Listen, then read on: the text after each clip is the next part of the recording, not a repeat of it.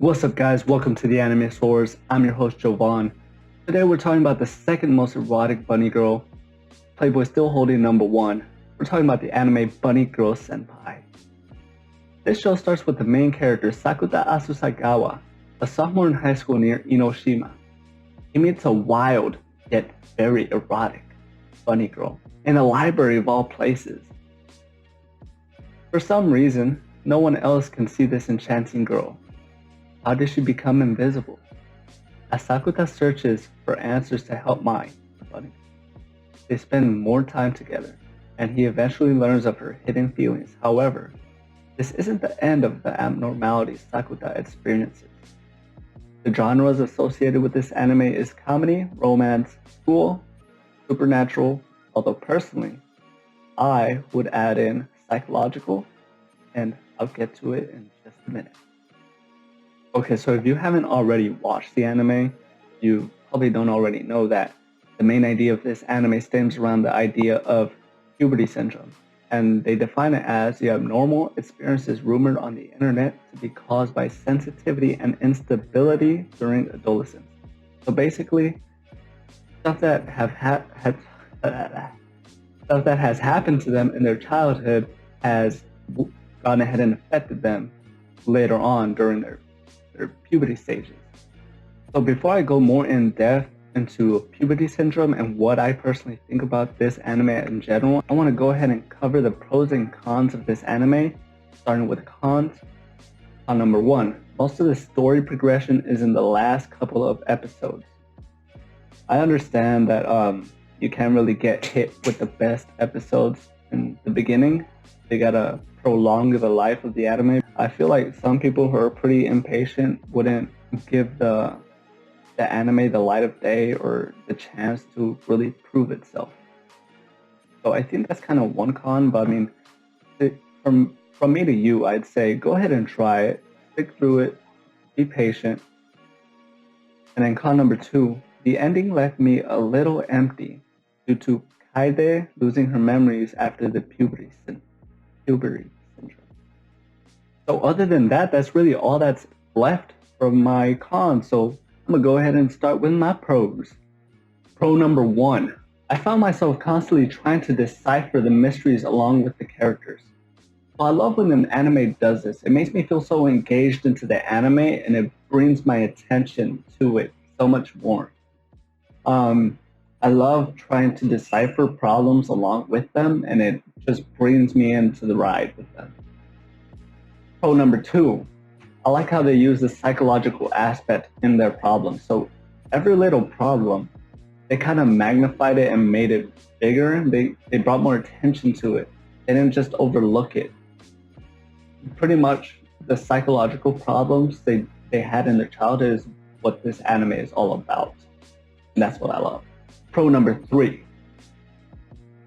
this kind of stems into the psychological aspect, but this is how they went about it, the physical play. I like how they made the subtle problems manifest into their life in the physical realm, if you know what I mean. It went outside of their head, out of their mind, and actually had an effect in their daily life and people around them. Pro number four, you can never go wrong with a sexy bunny girl.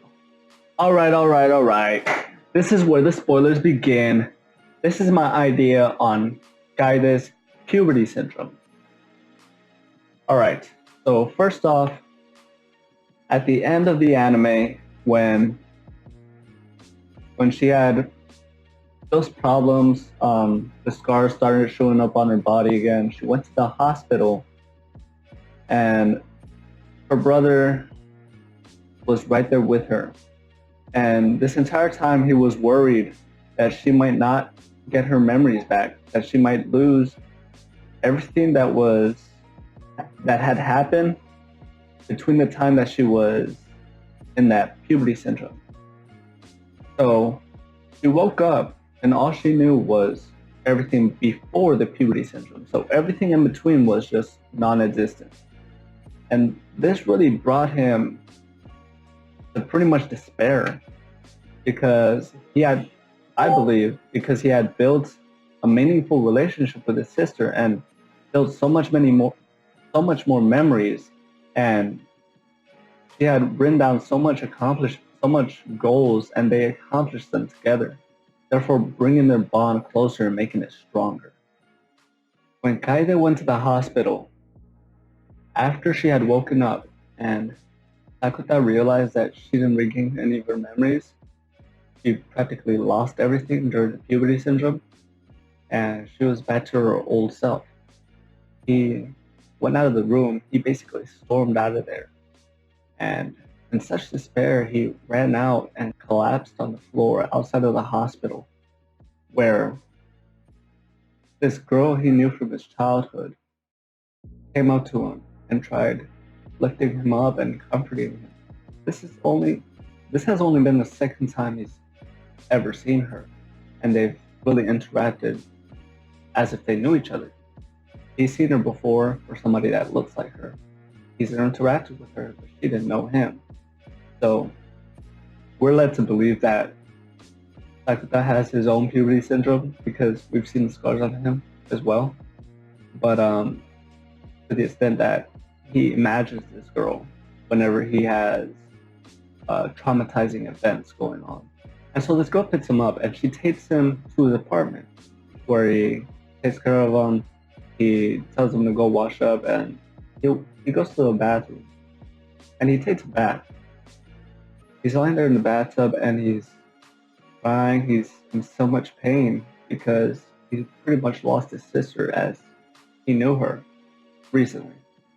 And so she started comforting him by reading him Kaide's diary.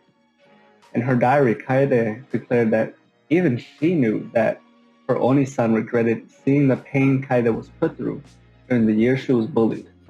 And so this makes me feel like she had a recollection of this prior to her losing her memories, of course, because she had to write this down.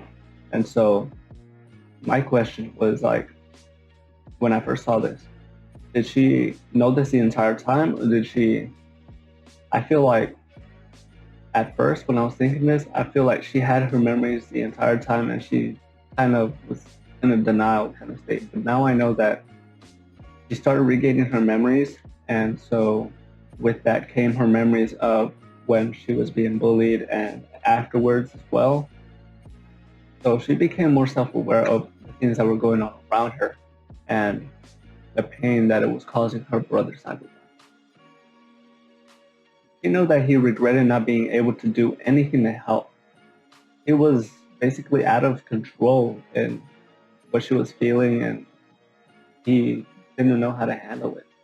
Kaede herself said that she was sure if she were to disappear again, her brother would feel the same feeling of regret.